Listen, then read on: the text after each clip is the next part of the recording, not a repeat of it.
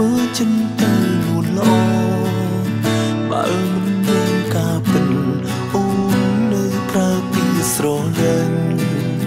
គឺជាការអានិនលួងចិនបងមុនបី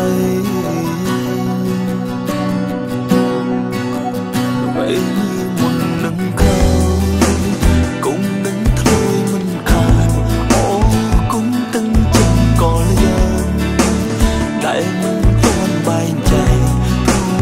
អូនខ្លាចឈឺចាំមិនអាចស្ដាប់ពីបាយថ្លៃដែលបងចេញទៅ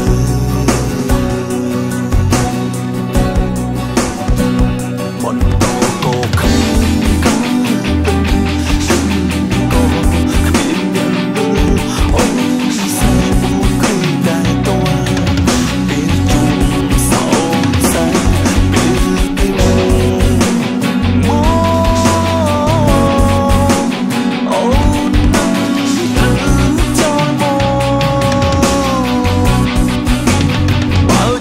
ដើម្បីមកជួបមានន័យ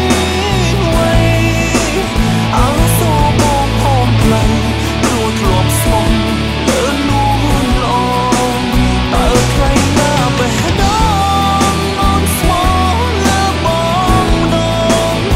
ឬអូនស្រឡាញ់បងសម្រាប់តែបងប្រើហើយ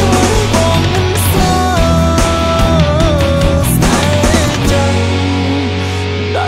ធ្លុំក្បត់អូ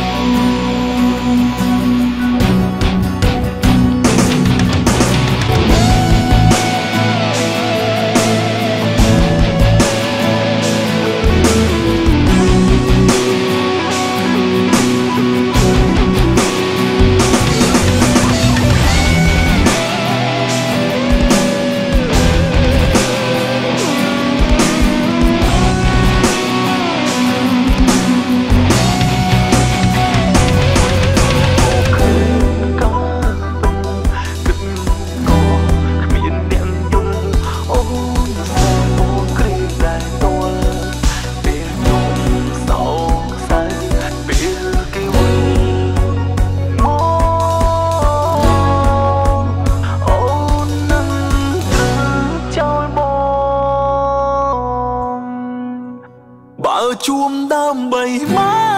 កជួបមានន័យអ្វីអើសូមបងផងថ្លៃព្រោះធ្លាប់ស្មោះលើនួនល្អតើថ្ងៃណាបេះដូង